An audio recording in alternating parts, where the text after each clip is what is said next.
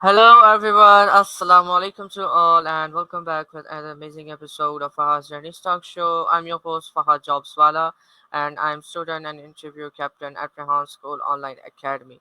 Welcome back with another amazing episode where we always invite super extraordinary individuals from all over the world, the pupils who are making an impact in the world by participating, to make this world a better place. And they're absolutely doing that. And we bring an inspiration and a motivation through this platform, through this podcast for you to take a stand as well, to take a step in this world, to help to make this world a better place. And we always invite those people who could provide you a better context for this, and you know who have a very inspirational life journeys, who are kind of star in this planet. So today we have a really remarkable and truly amazing guest, Anthony Mark Velasco, and he's a very close friend of Sir Rehan. They met in 2013, and since then they're connected. That is the power of networking, I would say. And they've connected through Facebook, and they've met in person, physically as well, in USA.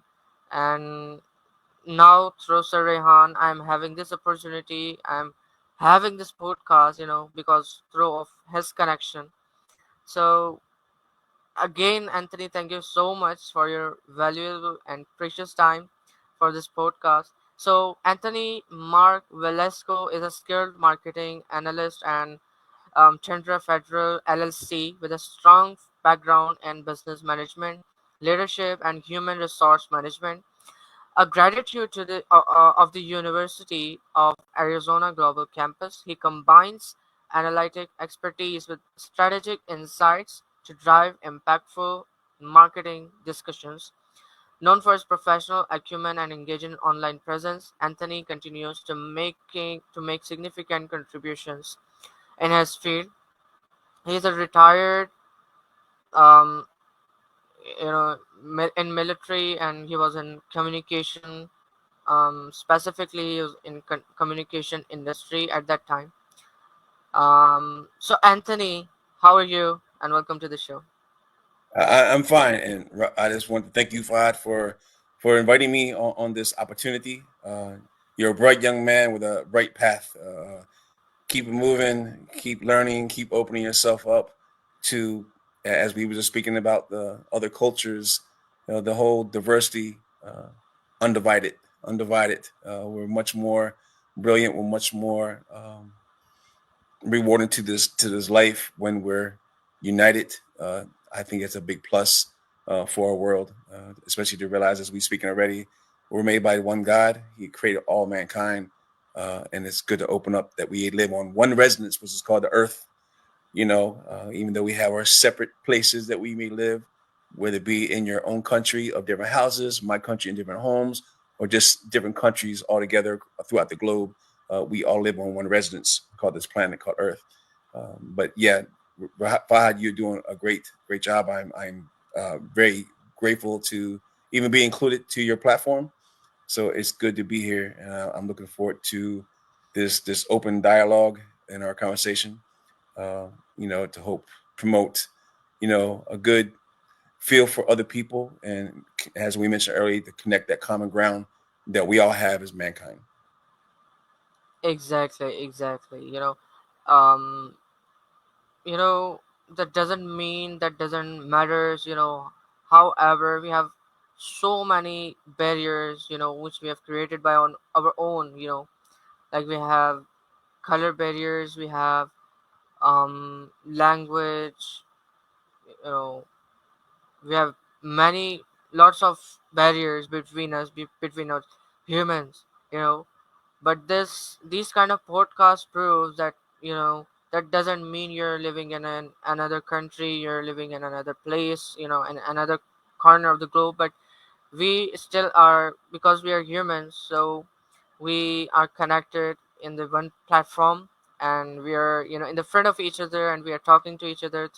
So this is the message to spread the positivity, to spread, um, you know that we are human, and we are from one society, we're from one planet, one spaceship, whatever you call it, planet Earth.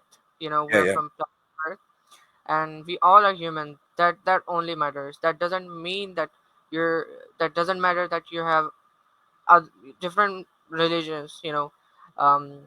I've mentioned earlier that we only have one god, but we have created our own different kind of gods.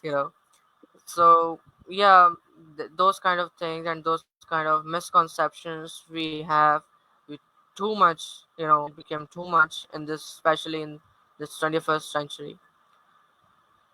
absolutely, absolutely, and you're very correct with that part. And I think as we were speaking earlier, just like this one media platform you're on right now, to open yourself up to that door of opportunity to speak with someone, to associate with somebody, to learn of someone else that's different from you, that's a different culture from you, that has a different perspective to you. You learn more when you open that door, especially when the door is friendly, especially when the door is welcome. It's nothing that feels like an enemy. It's something that's open to you. The same way I mentioned to you about Mhm. Kazi Manan when I met him. He's from Pakistan. Ramat Ula Ramat, same individuals. Rehan, who was definitely on a platform. I guess going across the world. I'm not sure how many countries he visit, but from what I learned of him, he traveled in many places, and he's opened the door, such as this one here, by your connection to him.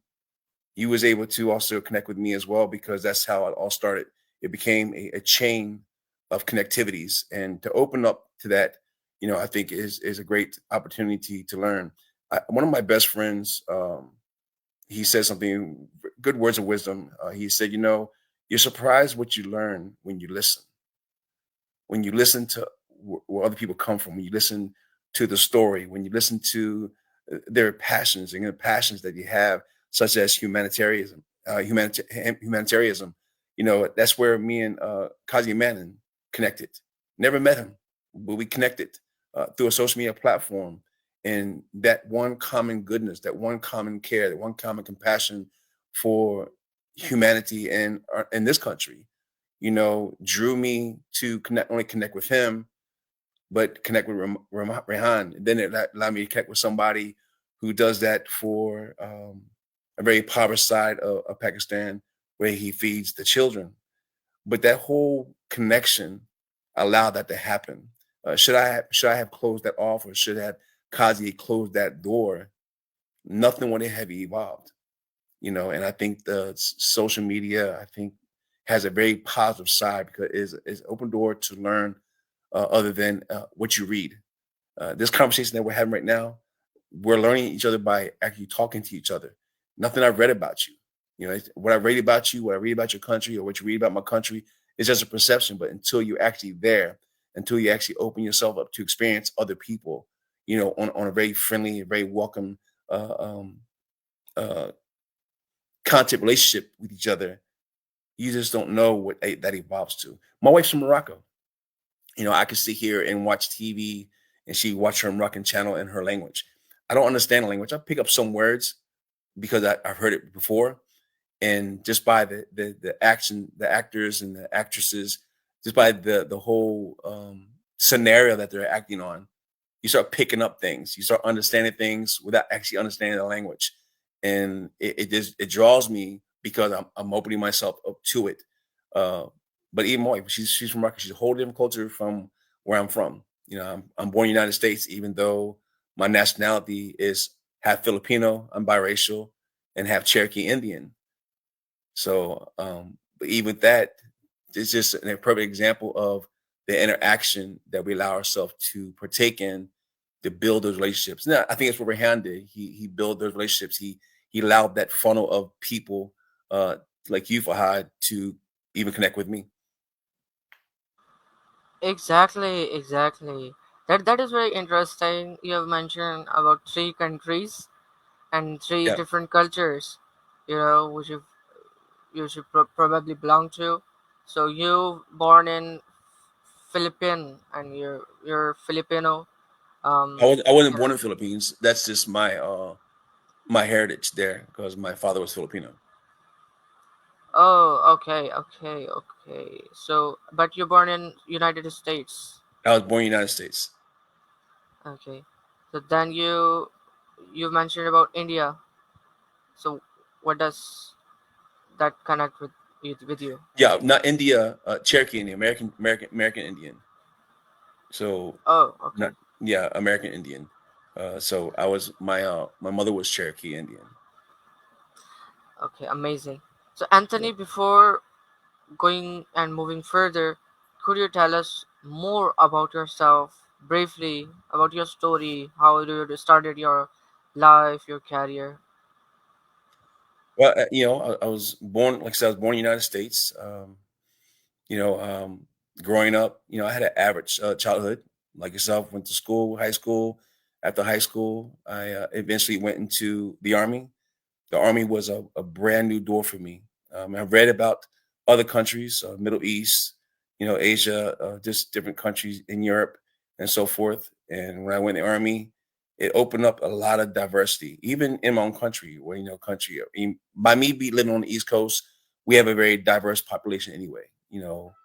Different races, so that was kind of common for me. But I've been in other places in the United States, being in the army, where that wasn't so popular. It may have been uh, a very predominant one race versus another race. And so I've seen the division here, even in the United States, uh, just different places, different states, different populations. Like I said, you may have a predominant one race versus the other race, so you always have a minority. So I've seen that division there, and I've learned just to be take an interest to other religions. I used to be scared at first because you're always concerned about what your culture says about you going to the other side. But I had this deep root about myself that I want to know. I don't know. I don't know. I know what I read, but what I read is not what I lived. So having been in the army, it gave me the opportunity not to just be in different parts of the world. I've been in Afghanistan. I've been in Morocco. I've been in Kuwait. I've been in Qatar. I haven't been to the Philippines. I've been to Thailand. I've been to Korea. I've been to Europe and Germany. So just seeing those different cultures, and just like now, you talking about earlier. First you're nervous, but you want to step out. You want to know, you want to learn. You don't even know what you're going to learn until you have that conversation. And that's how it's been for me in my military life when I was in the army. It opened a lot of doors for me to begin to embrace. And I was very hesitant at first because, when you grow up in a tradition. You grow up in a community tradition. You grow up in a home condition. You have these don't do this, do that, live this way. We're taught to do various things, but in some ways that close a door from you taking a step out and learning other things and experience those things to see what's really good, what's really not good. And for me, as I mentioned earlier, what I've learned, I start taking a focus on where we are common, not where we're divided. We can pick division all day. We can pick this is better than that is better. This way is better. That way is better. But I started learning the common things and open myself up to those common grounds that we all share throughout the world, like humanity, like compassion for people, just having those cares, like being forgiving. We have all these religions, but every religion teaches forgiveness. No one owns it. It's been given to us. It's been taught to us in every country. So I say those two things because these are some common things about us that you and I can talk on, that we can learn from each other. We can collaborate from each other, and that's why I found so interesting. Even man's laws. There's different laws in different countries. What's acceptable, what's not acceptable. But then we can also have a conversation on that we can find a common ground. Like, hey, I like that. We should do that too. Be our brother's keeper. And help our community and bring out impoverished people to better wealth. And we can have those common grounds because we have those common cares. Praying is very universal. Any religion is going to pray. So I said all that to say If we just open ourselves to our common grounds, the relationships that we build with each other, it's just so valued. It's so valuable to know this, and we evolve from not only having those open conversations, but we evolve in our friendship. We evolve in this world to be more into one. Exactly, Anthony. I'm totally agreed with you, and that's why Fahad's journey started. And um, I I believe that instead of that has their own value, that to go to school and you know to learn from teachers are giving lessons to the students, and students are learning and noting it down into their notebooks, that has their own value. But learning from others life experiences, learning from others lives, their life experiences, how they found their life, how they found relevant things for them, those kind of things I would say. And I think that is very important, as you've mentioned about your you traveled in Europe, in Turkey, and various other countries to learn about their cultures, and you are learning and reading about other religions as well. And I would say about that, sometimes these reading about other religions takes you to the maybe to the good path, Mhm. as we have Cassius Clay. um, he also started reading and learning about other religions, and then he finally, you know arrived at this decision that he took his and changed his name into Muhammad Ali, and he Yeah, became very successful and famous by this name. So yeah, that is really great. reading is just one small piece of it. I have a Bible and I have a Quran on my nightstand beside my bed. I read both of them. But reading is just one piece of it. Uh, Opening yourself to have that relationship is such a better picture. It's such a bigger picture. It's personal. You see so much. You see so much about that person and their character. We have bad and good everywhere in the world. Every country, every culture has bad and has good, has loving people and hateful people, has ruthless people and very kind people, very humble people. I mean, anywhere in the world, you're going to find both. And having had once served as a soldier, I seen both. I seen both, um, and I met a lot of good people, but it wasn't until I shook their hand and gave them a hug, or they gave me a hug. Kazi Manon, every time we see each other, we give each other a hug. That's like really love. That's real good energy, good joy, and we're two different type of people from two different type of cultures. I can't say two religions because I find myself more spiritual than religious. The connectivity I grown to is a spiritual connectivity. Has nothing to do with religion, even though I respect and love the foundation of religion itself. Religion was formed, and this is from me, by man, inspired by God, and but the personal experience that I've shared, just from different type of people, different races, different cultures, like we mentioned already, different nationalities from around the world, and even in the United States, which is a very diverse pool of people. You take Michigan, you might as well say it's a state of Muslims because Michigan is Muslim populated. But just we're such a diverse country, and I just enjoy, especially when you have an open mindset like yourself, that we can come across one table and we can communicate and commune together and just have an open dialogue. And nothing divides us. Our cultures are not divide us. Our nationality does not divide us. But the interest tends to draw interest to each other to have a conversation. So it's those type of things that really open the door. And in your journey, Fahad, I don't know where you're gonna go in 5 years and 10 years. Maybe you'll be like Rahan. and travel and see other things and meet other people, and you'll define yourself more, and then you're a part of one big resonance, as we mentioned earlier, called Earth. We're on one rock. We're on one big real estate. Exactly. Thanks for your kind words again. Yeah. What is the difference between spirituality and religious? Sorry.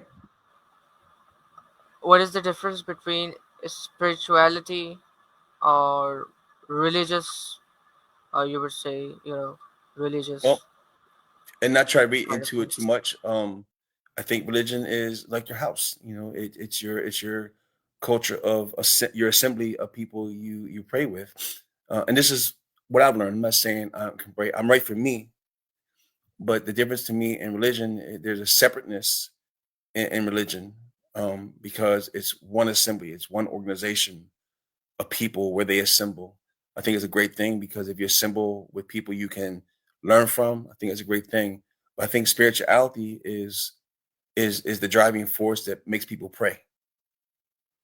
Spirituality is something that's not physical. It's that inner passion, it's the inner compassion, it's that inner love, it's the inner things that make you pray, that make you praise God, that make you down on your knees, that make you pray for other people, regardless of who they are. I can get and I'm just going to give you an example. I can get a Muslim who would pray with me.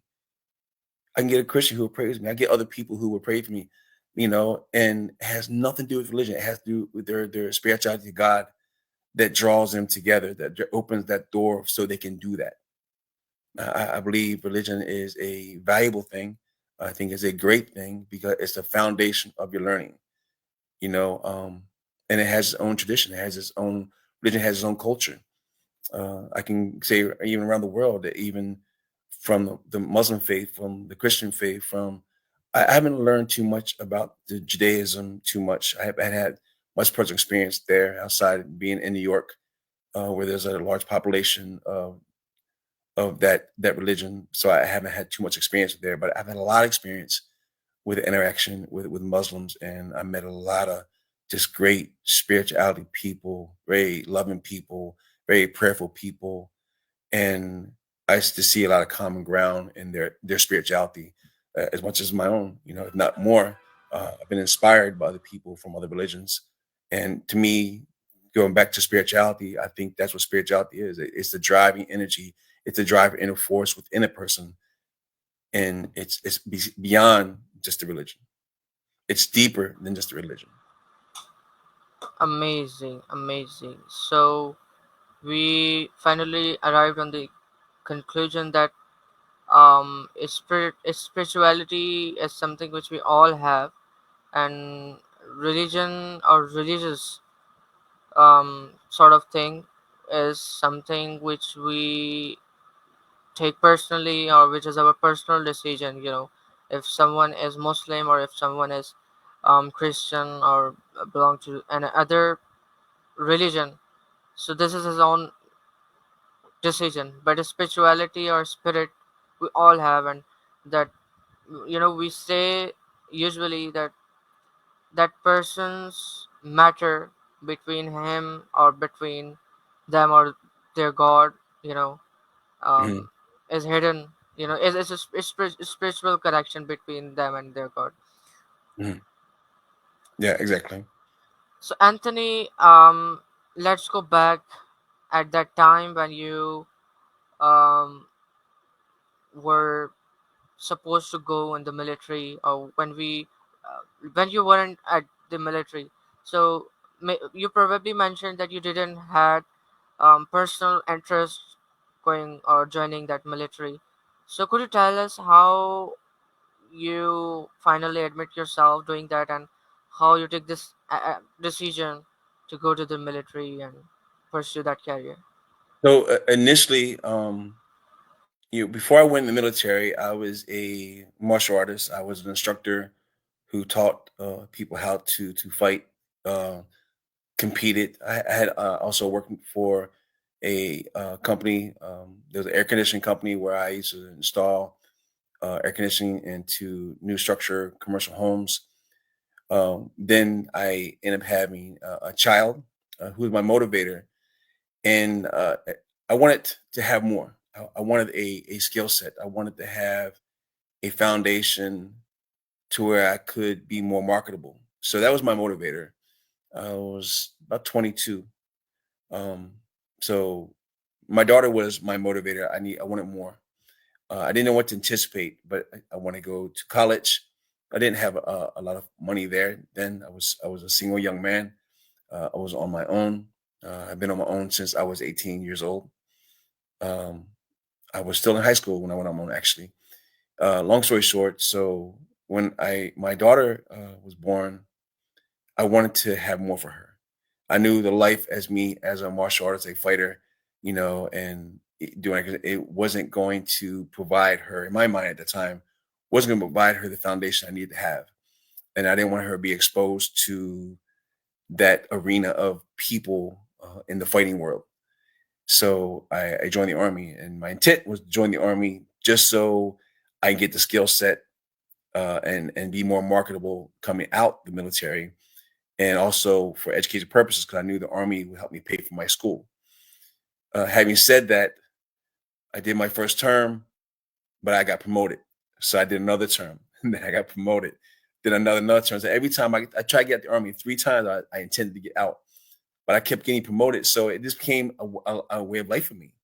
I've learned a lot in the military. It wasn't just about the military itself, the camaraderie, the discipline, the structure, all those things become very fascinating for me. That put me in a position as I start getting into leadership positions. The fondness that I had for mentoring other new soldiers, um, to help motivate other people. All those things became a foundation in me as well. And then, of course, just going to different countries and learning things I didn't know personally that I only read about. It's a different experience when you see them personally, and it kind of evolved. So I ended up staying in the military uh, until I uh, until I had to retire. We had a force reduction, and then I had to retire. Did 25 years. And I'm grateful. I probably would have stayed in the military forever if I wanted to. That's how much I enjoyed the camaraderie. That's how much I enjoyed meeting new people. Even when we went to war, even though war is not a good thing, it's actually an ugly thing. But I've met people in Iraq. I met people in Afghanistan, just by the certain occupations I've had, by being an escort of for the local population. But the relationships I built from them, it just evolved to this. It's been an evolving thing since then. So that's the purpose of me going into the military. So I served my time until it was time to go. So, but it didn't stop. It didn't stop my drive and my love and my openness to people, meeting people like you, Fahad. I accepted your friendship, and why would I have known that we were going to be doing this until that door opened? So again, Exactly. the fruitfulness of that, what manifests from those things, is this. Exactly. Who knows we're going to do this, and only God knew. And that is the God who um creates the path, between peoples, between their connections, between other things, between everything, I would say. So that is really great, and your story is really interesting, and that is the another fact about you, that you were in the martial arts before you pursued your career in the military. And that is the thing which I found out about you, that you're very disciplined. Military teaches you discipline, and it makes you a very disciplined person. As yourself, I found out that you're very disciplined. You're um talking in a specific way, and Hmm. your way of communication is very great and awesome. So, like, many people pursues their and or start as in martial arts, and all that. So could you tell us what was the reason behind going in martial arts? Was that because most of the people want to defend themselves, and they have such kind of mindset that if a person um if any person wants to harm you, so you would could have a you know a power up at an ability to defend yourself from them. So what was your purpose behind that? So I'll try to make it a long story short. It really started when I was 7, 8 years old. I had my sister. She's passed away. Rest in peace. Her name is Tammy. So I remember we lived in Baltimore, Maryland. We didn't live in a good neighborhood. Very very impoverished area. Um, and when I would get into a fight with one of the kids, my sister would not. She would keep the door shut. She would look at the window and watch me get beat up, but she would not let me in. And this is where it all started. She would not let me in because she wanted me to fight. She wanted me to defend myself. I didn't know martial arts. I didn't know karate. I didn't know anything. And I used to open the door. She would shut the door and told me to go back and fight. And I was fighting from some big boys, back then. But they would beat me up. Some of them, not all of them, but one in particular. He was a bigger grade than me. When you're young, somebody in a bigger grade than you, that means a lot. So, he beat me up so much in one day. He finally got tired. So finally my sister let me in. But my sister had a friend. This is where I started. My sister had a friend. He was in the Navy, and he happened to be a in Taekwondo, and it started from there. He started teaching me. He started taking me to Annapolis, Maryland, one of the naval bases there.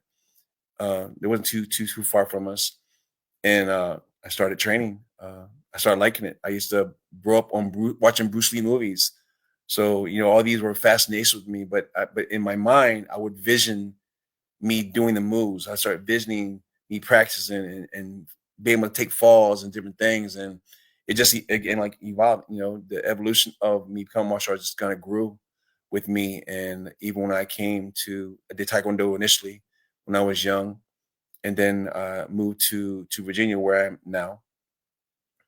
And I always was fascinated to sparring people, sparring different styles. Around my friends, some people knew this type of karate, some people knew jujitsu, some people knew this, some people knew that, and sometimes we just go to an area and we just like spar and friendliness, and it just always took an interest in me. And again, when I got to high school, one of my janitors, of course, who ended up being my sensei. Um, he was a kung fu artist. He knew multiple arts, and he started training me. Started training some other students in the high school, and we became a group with each other. Uh, and we used to go to many tournaments in New York, D.C., some in North Carolina, a lot in Virginia area. And again, just the whole love for the art of fighting, the competition of fighting, meeting again. I think diversity was always something with me without even knowing about it. I think it was more subconscious. Just the whole interaction with different arts, and putting yourself up against them in a competitive way. Uh, again, took another interest. So when I came into the army, I was already pretty much fit. Honestly, I didn't know army physical fitness, but I was already fit because of my background in the martial arts world, um, where I did eventually start instructing.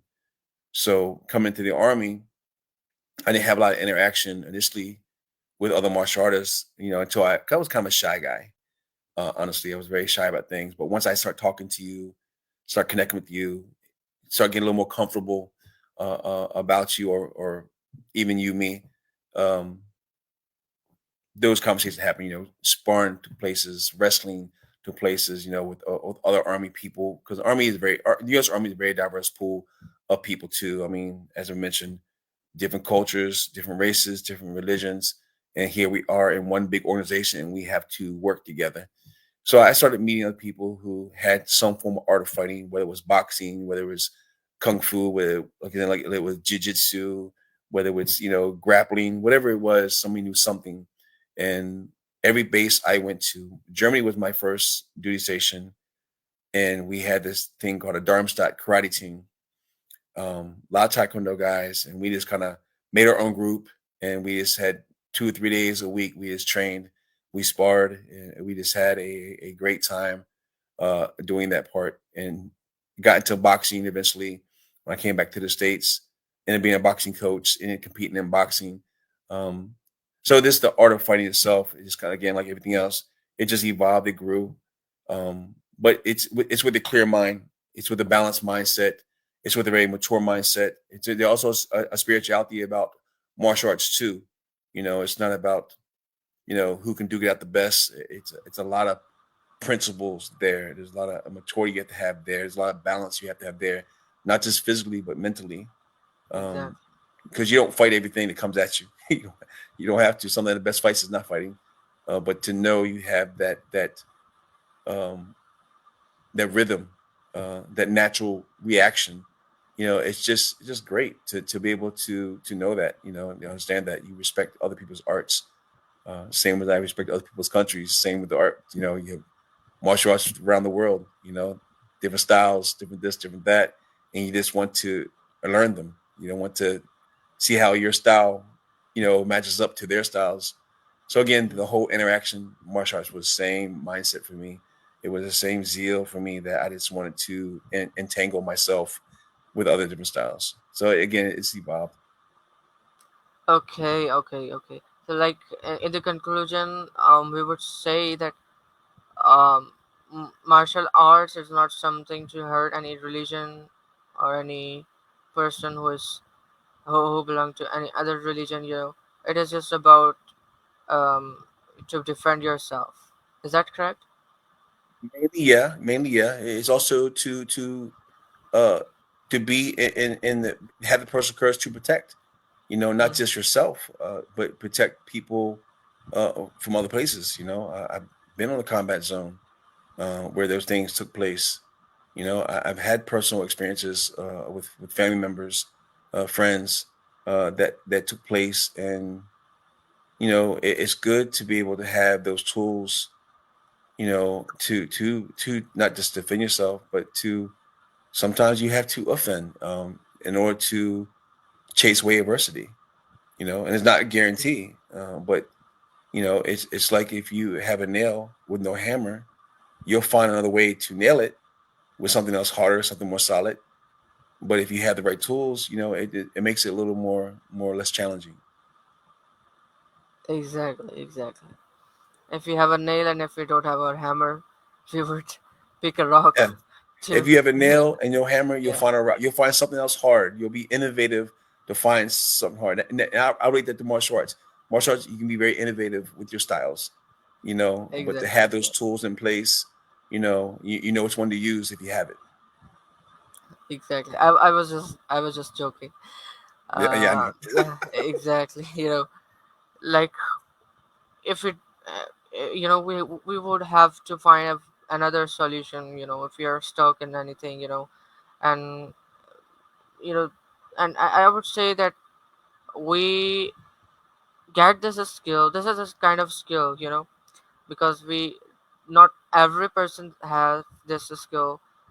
We usually stuck in various situations and various conditions, but we find it hard to get out of that because we don't know how to do that. And for that, we have to learn about other people's mindsets. We have to learn, and we should travel for that. When we travel, that when we meet different kind of peoples and we experience different kind of things, different kind of situations, then we um not learn about this thing. We learn about many other things as well. Mhm. And I would say, like, um martial arts and military sort of connected with each other, isn't it? Say again. Like, martial arts and military or army field are connected with each other, I don't sort of. understand your question. I don't understand your question. Martial arts in the military. No, that wasn't a question. I was saying that martial arts and military are sort of connected. Yeah, What do you think? I mean, what type of martial arts in the military are you asking? No, no, No, I'm no. sorry. Maybe and are can you hear me clearly? No, I hear you. I can't quite distinctly say what you're asking. I know you said martial arts, and then you mentioned military, but I didn't know where you were going with that. Yeah, I was saying that they are sort of connected with each other. You What? know. Yeah, they are connected, but remember the military has different talents. I mean professional talents. You have uh, parts of the military, certain organizations, certain companies, certain units that do hand-to-hand combats. That is more probable that they're going to be in combat situations where they have to know more intense type of styles, type of trainings.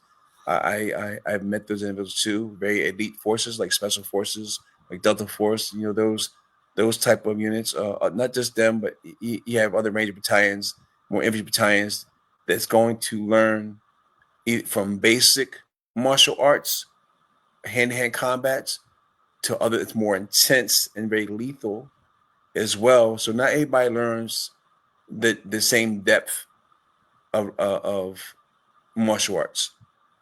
Some are more intense because the probability of them going to be into a physical altercation is more likely for some than others.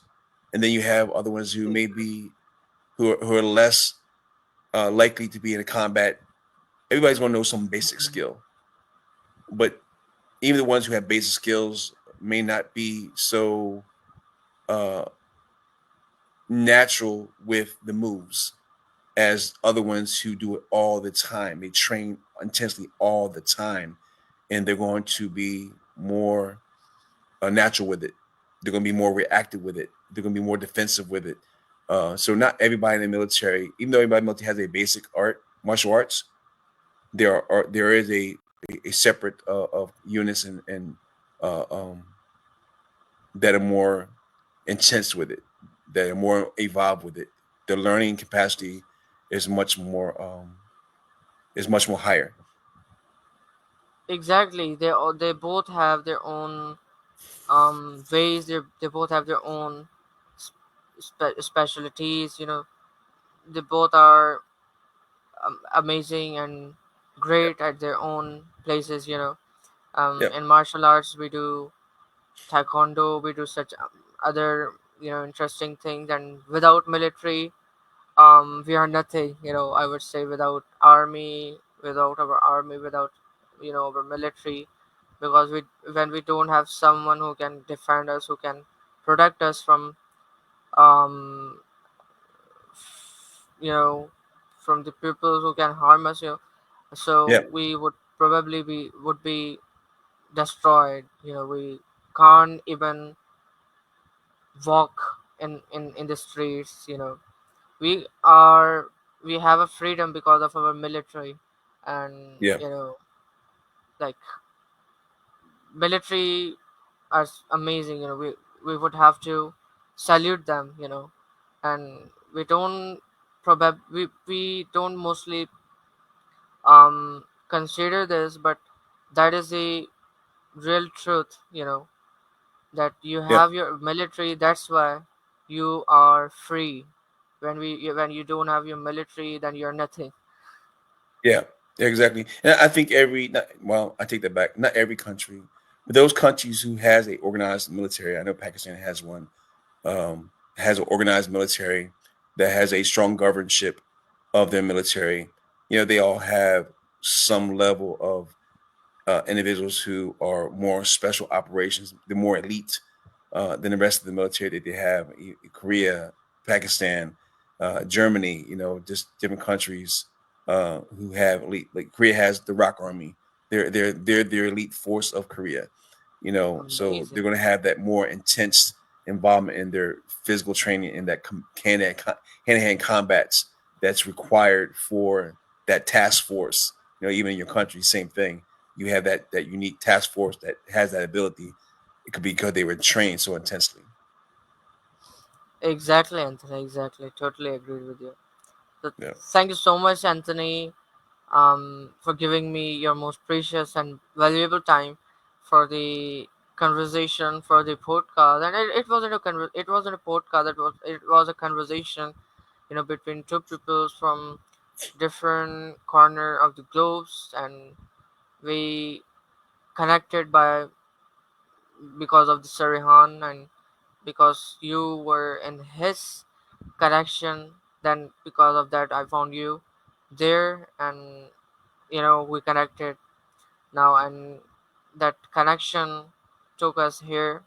And we don't know, like, that is really amazing how God plans, how God creates opportunities for the pupils, by such resources. When we think about that, we get into shock.